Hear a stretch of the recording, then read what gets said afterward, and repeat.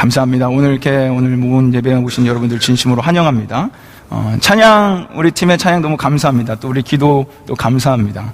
우리 찬양팀에는 또 새로운 우리 자매의 얼굴이 보여서 우리 찬양팀이 부흥하는 것 같아서 너무 좋습니다. 우리 한번 앞뒤 좌우 성도님들을 바라보면서 한번 좀 이렇게 인사할까요? 이야, 오늘도 멋지십니다. 이렇게 인사합시다. 이야, 오늘도 멋지십니다. 여러분 진심으로 하십시오. 진심으로, 거짓을 하지 마시고 진심으로. 이야, 오늘도 멋지십니다. 얼마 전에요, 이런 통계 조사가 발표됐었습니다. 9,000여 명의 직장인들을 대상으로요, 스트레스, 어떨 때 스트레스를 가장 많이 받냐, 라고, 이제 조사를 했는데, 그 결과 1위가 뭔지 아십니까? 발음 지적하지 마시고요. 스트레스. 직장인들 중에서 가장 큰 스트레스를 받는 그 1위가 뭔지 아십니까? 모르시겠죠? 30%, 2,516명이 뭐라고 답했냐면, 자신의 초년병 시절을 기억 못하는 상사들로부터 받는 스트레스가 가장 크다라고 대답했다고 합니다. 우리 직장인들을 참 공감하나 본데요. 다시 말해서 이런 겁니다. 자신도 일을 잘하지 못했던 그런 올챙이적 시절이 있었음에도 불구하고 자신은 언제 그랬냐는 듯 상사가 돼가지고는 너 왜 이것밖에 못해? 라고 구박하고 지적하는 그런 상사 때문에 스트레스를 받는다라고 합니다. 그게 1위라고 얼마 전 통계에서 발표가 됐습니다. 근데 이런 일이 회사에만 있습니까? 군대에서도 있습니다. 군대에서요, 가장 낮은 계급이 이등병이죠. 이등병 생활할 때 많은 이 문제를 일으킵니다. 그래서 병들로 보려면, 야, 너 왜 이렇게 개념이 없냐? 너 왜 이렇게 문제만 일으켜? 이런 말을 듣습니다. 그랬던 이등병이 시간이 지나서 이제 계급이 올라서 상병 올라가면 언제 자기가 그랬냐는 듯 다시 그 이등병을 바라보면서, 야, 너 왜 이렇게 문제를 일으키냐? 너 왜 이렇게 개념이 없냐? 라고 이야기하는 것을 우리 군대 갔다 온 우리 청년들은 알고 있습니다. 이렇게 과거에 어렵게 살았거나 미숙하고 부족했던 그 시절을 잊어버리고 자신이 언제 그랬냐는 듯 말하고 행동하는 사람을 보면서 우리는 개구리 올챙이적 생각 못한다 라는 속담의 이야기를 하곤 합니다. 개구리 올챙이적 생각 못한다. 이 얘기 많이 들어보셨죠? 이 속담이 우리에게 진짜 주는 교훈은요, 인생을 살아가면서 너에게 올챙이적 시절이 있었음을 잃어버리지 말며 겸손하게 삶을 살아가라 라는 뜻이 담겨져 있습니다. 오늘 본문이요, 이 올챙이적 생각 못한다 라는 이 속담 이야기를 해주는 것 같은 본문입니다. 그래서 제가 오늘 제목을, 저기 보이시죠? 저희 올챙이인데 제목을 한번 같이 읽어볼까요? 같이 읽겠습니다. 시작. 올챙이적 기억하기 라고 한번 제목을 잡아봤습니다. 올챙이적 기억하기. 오늘 말씀을 준비하면서 이런 생각을 해봤습니다. 오늘 말씀은 복음을 들었던 사람, 내가 정말 예수 그리스도를 믿는 사람이라면 누구나 다 우리 마음판에 새겨야 되는, 정말 간직하고 있어야 되는 복음의 본질이며 원리이겠다라는 생각을 해봤습니다. 그래서 오늘 말씀을 준비하면서 기대합니다. 또 선포하면서 기대합니다. 우리 안에 참된 복음의 본질을 다시금 되새기는 시간이 되길 소망합니다. 그래서 참된 복음의 본질대로 우리가 다시금 변화받아 참된 예수 그리스도의 사람으로 걸음을 걸어나가시는 여러분과 제가 되는 그런 놀라운 시간 되기를 기대하며 소망해 봅니다. 자, 오늘 본문을 좀 더 이해하려면요, 이 시대적 배경과 에베소서를 왜 썼는지를 우리가 좀 그 이유를 아셔야 됩니다. 여러분, 에베소서는요 AD 60년경에 쓰여졌습니다. 벌써 거의 2000년 전에 쓰여진 책이죠. 근데 이때 당시는 구약 시대와 신약 시대로 넘어가는 과도기였어요. 그래서 이들에게는 구원에 대한 정확한 개념이 없었습니다. 예수 그리스도의 구속사라는 그 개념이 없었어요. 그래서 지금 사도 바울이 에베소서 1장 2장을 통해서 하나님의 경륜이 무엇인지, 하나님께서 예정하신 것, 택하신 예수 그리스도의 구속하심이 무엇인지를 기록하고 있는 것입니다. 그래서 이걸 통해서 확실한 구속사를 에베소 교인들에게 전해주고 싶어 했습니다. 이렇게 가독에 있다 보니까 교회 안에 한 가지 문제점이 있었습니다. 이런 가독의 가운데 그 문제점은 무엇이었냐면 바로 유대인과 이방인들이 갈등하였습니다. 유대인들은요, 여러분과 제가 아는 것처럼 자신들이 최고의 사람이라고 자부하며 살았습니다. 하나님께서 유일하게 선택받은 선민이라는 그 자부심이 굉장히 강했던 그런 사람들입니다. 그러다 보니 유대인들은요, 자만했고 교만했고 더 나아가서 이방인들을 무시하고 경멸했습니다. 유대인들 중에는 이런 생각을 가진 자들이 있었습니다. 이방인들, 유대인을 제외한 나머지 사람들은 지옥불의 땔감으로 만들어졌다.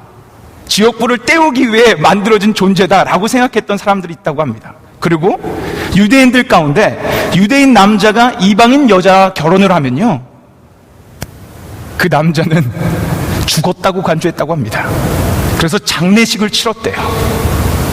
이방인 여자랑 결혼했다는 그 사실 하나만으로 그냥 죽은 사람 취급하고 장례식을 치러지곤 했다고 합니다. 근데 그 무시와 경멸이 어디까지 미쳤냐면 하나님을 섬기는 성전에까지 미쳤습니다. 그래서 이때 당시는 성전 안에 이방인의 뜰이라는 것이 있었어요. 자, 여기 잘 보십시오. 여기가 하나님의 성전이라고 칩시다. 하나님의 성전 바로 앞에는요, 제사장의 뜰이 있었어요. 그래서 제사장들이 왕래할 수 있는 공간이었습니다. 그리고 제사장의 뜰 그 다음에는 이스라엘의 뜰이었어요. 이걸 다른 말로 하면 남자의 뜰이었습니다. 그래서 남자들이 왕래할 수 있는 곳이었어요. 그 다음 뜰이 뭐였냐면 여인들의 뜰이었습니다. 그래서 여자들만 왕래할 수 있는 뜰이 여인들의 뜰이었습니다. 근데 이 세 가지의 그 뜰은 분명 차이는 있었지만 하나님의 성전과 같은 선상이 있었습니다. 그런데 이 같은 선상을 지나 19계단을 내려가면 큰 벽이 이스라엘 성전을 둘러싸고 있었습니다. 큰 이 벽 너머에 거기에 이방인의 뜰이 있었습니다. 이해가 가십니까? 처음에 제사장의 뜰, 그 다음에 이스라엘의 뜰, 여인의 뜰, 그리고 19계단을 내려와서 큰 벽이 있은 후에 그 밖에 이방인의 뜰이 있었습니다. 이 말은 이방인들은요, 하나님을 섬기고 싶고 예배하고 싶어도 그 안에 못 들어갔다라는 것입니다. 1871년에 그 벽에 붙어있던 그 표지판이 발견됐습니다. 우리 한번 보여주시겠습니까? 다음 사진, 예. 자, 저 표지판인데요. 한번 우리 같이 한번 읽어보겠습니다. 시작. 모호엠스페, 예. 고대 헬라어입니다. 고대 헬라어인데, 이건 뭐라고 써있냐면요, 이 표지판이 한 1, 2m 되는 그런 표지판인데, 뭐라고 써있냐면 이렇게 써있습니다. 어떤 이방인도 성전을 둘러싸고 있는 담 너머로 들어올 수 없다.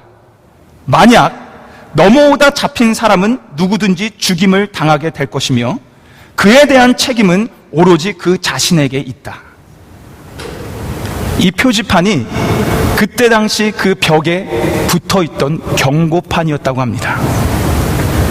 이방인은요, 자신이 하나님을 예배하고 싶지만 그렇게 할 수 없었습니다. 감히 이 문을 넘어 여인의 뜰조차도 밟지 못했던 가장 천민하다고 생각했던 게 바로 이방인입니다. 자, 우리 이 기억을 가지고 한번 11절 본문을 한번 보도록 하겠습니다. 우리 11절 본문 한번 보여주시겠습니까? 11절 본문, 11절 우리 한번 같이 읽겠습니다. 시작. 그러므로 생각하라. 너희는 그때의 육체로 이방인이요 손으로 육체에 행한 할례당이라 칭하는 자들에게 무할례당이라 칭함을 받은 자들이라. 여러분, 할례, 무할례당, 여러 어려운 말이 좀 나오는데, 모르시는 분들을 위해서 쉽게 말씀드리면요, 지금에 따지면 포경수술입니다. 포경수술하는 것이 할례라고 표현했습니다. 근데 이 참뜻은요, 유대인은 하나님께 선택받은 특별한 언약 민족입니다 라는 징표였습니다. 하나님께서 언약을 맺으셨어요. 아브라함의 백성 이스라엘, 이 유대 사람들은 앞으로 아이가 나면 생후 8일이 지난 후에는 너희는 무조건 할례를 행하라. 그것이 바로 내가 너를 선택한 언약 민족이라는 그 징표다 라는 말씀을 하셨습니다. 그래서 할례는 할례다 무할례다 이걸 다 떠나서 그런 징표로서 내가 너를 선택한 민족이다라는 증표로서 하나님과 이스라엘 백성 사이에 맺은 이야기입니다. 그러니까 지금 이 말씀은 앞서 말씀드린 것처럼 너희는 하나님께 선택받지도 못한 그런 천민한 지옥의 땔감으로나 쓰여지는 그런 민족이다라는 이야기입니다. 그리고 12절에서 그것을 상세하게 얘기해 주고 있습니다. 한번 우리 12절을 같이 읽어보도록 하겠습니다. 시작. 그때 너희는 그리스도의 밖에 있었고 이스라엘 나라 밖의 사람이라 약속의 언약들에 대하여 외인이요 세상에서 소망이 없고 하나님도 없는 자이더니. 여러분, 실질적으로 이방인들은 하나님의 언약 백성이 아니었습니다. 그리고 그들은 방금 말씀드렸던 것처럼 하나님을 섬기러 성전 안에 감히 들어갈 수조차도 없었던 존재들입니다. 하나님이 없던 자들이에요. 그래서 자연스럽게 그들에게는 소망이란 존재하지 않았었습니다. 그러다 보니 이때 당시 교회 안에 갈등이 존재한 겁니다. 교회 안에 예수님의 복음을 듣고 유대인에서 변화되어 기독교인이 됐습니다.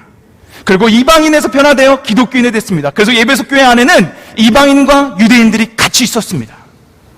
근데 유대인들이 그 이방인을 용납하지 못했습니다. 같은 복음을 듣고 이제 한 성전 안에 들어와 앉아 있었지만 그들의 과거, 그들의 생각 때문에 이들은 성전 안에 감히 들어올 수 없었던 지옥의 땔감으로밖에 쓰여질 수 없었던 존재들이기 때문에 우리는 저들을 용납할 수 없어. 이게 바로 유대인 기독교인들의 생각이었습니다. 그러다 보니 이방인도 자연스럽게 유대인들을 거부했어요. 너희가 나를 그렇게 경멸해? 나도 너 용납하지 않을 거야. 이런 갈등과 분열이 에베소 교회 안에 존재했습니다. 예수님을 믿는다고 앉아 있었지만 그들은 참된 예수님을 믿는다는 뜻을 알지 못했습니다. 그런데 오늘 말씀은 그런 갈등이 이제는 온전히 해결됐다라고 선포해주고 있습니다.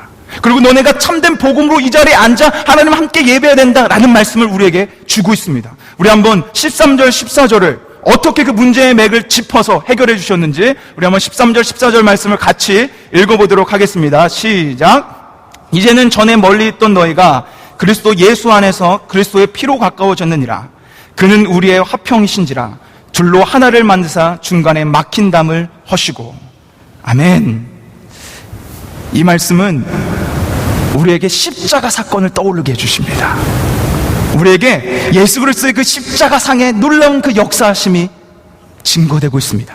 우리 한번 그 십자가상에 어떤 일이 있었는지 한번 돌아가기를 원합니다. 우리 마가복음 15장 37절 38절 말씀 한번 같이 읽어보도록 하겠습니다. 같이 읽겠습니다. 시작. 예수께서 큰 소리를 지르시고 숨지시니라. 이에 성소 휘장이 위로부터 아래까지 찢어져 둘이 되니라. 예수님께서요 십자가상에서 모든 것을 다 이루시고 숨을 거두셨습니다. 그때 어떤 일이 일어났냐면 휘장이 갈라지는 역사가 일어났어요. 휘장이란 지금으로 말하면 문입니다. 문이에요. 우리 같이 이렇게 왔다 갔다 하는 저 문입니다. 그 문이 갈라졌다라는 것입니다. 이 참뜻은 예수님께서 십자가상에서 이제는 감히 들어올 수도 없었던 이방인들, 다른 민족들을 들어오게끔 문을 활짝 열어놨다라는 것입니다.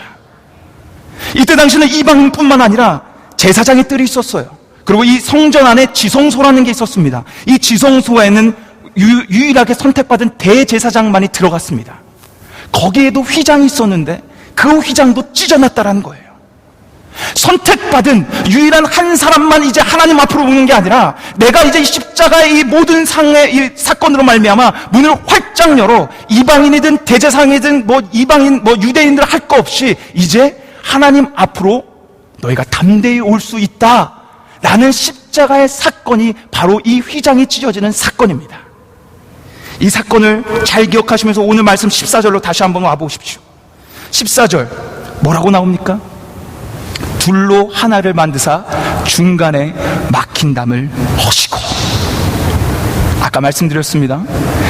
유대인과 이방인들 사이에는 벽이 있었습니다.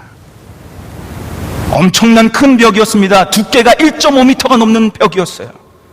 벽 곳곳에 아까 보여주었던 경고판이 있었습니다. 여기를 넘어오면 너희는 죽는다라는 경고판이 있었어요. 예수 그리스도께서 십자가의 사건으로 말미암아 그 경고판과 벽을 허무셨습니다. 그리고 이제는 이방인이 담대하게 유대인의 뜰에 들어갈 수 있어요. 그래서 오늘 말씀처럼 유대인과 이방인이 하나가 되어 이제 한 손을 잡고 하나님 앞에 나아갈 수 있습니다. 오늘 말씀 그걸 전하고 있어요. 우리 한번 18절을 한번 읽어보겠습니다. 18절. 그렇게 둘이 하나 된 그 말씀으로 우리 한번 같이 읽어보겠습니다. 시작. 이는 저로 말미암아 우리들이 한 성령 안에서 아버지께 나아감을 얻게 하려 하심이라. 예수 그리스도의 십자가의 사건은요, 수직적 하나님과 우리 죄인의 문제를 해결하셨어요. 그래서 우리가 이제는 예수 그리스도를 통해서 하나님께 담대히 나갈 수 있습니다. 그리고 그걸로 끝이 아닙니다. 예수 그리스도의 십자가의 사건은요, 수평적인 우리 갈등의 문제, 소외의 문제도 해결하셨어요. 주 앞에 이젠 평등한 것입니다. 이제 누구와 연합해서 함께 하나님 앞에 나갈 수 있는 게 십자가의 사건입니다. 우리 배지사님이 항상 이 수평적, 수직적 얘기를 항상 하시는데 이게 바로 그 이야기입니다. 십자가의 사건은요, 수직적인 하늘과 땅의 사건뿐만이 아니라 수평적인 우리 안의 계급, 우리 안의 소외, 우리 안의 갈등의 문제도 해결하신 사건이 바로 십자가 사건입니다. 단지 수직적인 것만이 아닙니다. 수평적인 것. 그래서 십자가가 크로스인 겁니다. 그 사건을 예수 그리스도께서 십자가 안에서 이루셨고 그 헌 몸을, 그 헌 벽을 오늘 우리가 말씀을 통해서 볼 수 있는 것입니다. 그러므로 이것이 중요합니다. 그러므로 우리 한번 11절로 한번 돌아오고 다시 가보겠습니까? 11절? 11절의 첫 번째 시작하는 게 그러므로입니다. 그러므로 그 다음 뭐라고 얘기합니까? 생각하라. 근데 원어적인 그 원어는요, 생각하라 보다 기억하라 라가 더 원어적인 표현입니다. 그래서 지금 영어로 보십시오. 영어로 보시면 11절에 뭐라고 처음에 나오죠? remember 라고 나옵니다. 근데 이거는 11절, 12절에서 동일하게 강조하고 있어요. 한글 성경은 그걸 뺐습니다. 12절에서는 기억하라가 없어요. 하지만 영어 성경에 보면 첫 번째 강조하는 게 뭡니까? Therefore remember. 그 다음 12절에서 바로 나옵니다. Remember. 그러므로 예수 그리스도의 십자가 사건으로 말미암아 수직적, 수평적 이 모든 갈등의 문제가 해결된 그 해결을 받은 우리들은요, 그러므로 십자가의 사건을 기억해야 됩니다. 기억하라. 너희가 죽었던 존재라는 것을 기억하라. 기억하라. 너희가 예수 밖에 있었던 소망 없던 자였던 것을 기억하라. 기억하라. 너희가 하나님이 없던 자였다라는 것을 기억하라. 그리고 기억하라. 너희가 하나님의 은혜가 아니었다면 결코 구원받을 수 없는 존재라는 것을 기억하라. 오늘 말씀이 우리에게 강조하고 있는 강조점입니다. 근데 이 강조점을 왜 사도 바울이 여기서 기억하라 라고 하면서 선포하고 있습니까? 복음의 능력은 이런 거예요. 단지 내가 천국 가는 것, 하나님과의 갈등 문제가 해결된 것, 그거가 다가 아닙니다. 수평적인 문제도 해결됐습니다.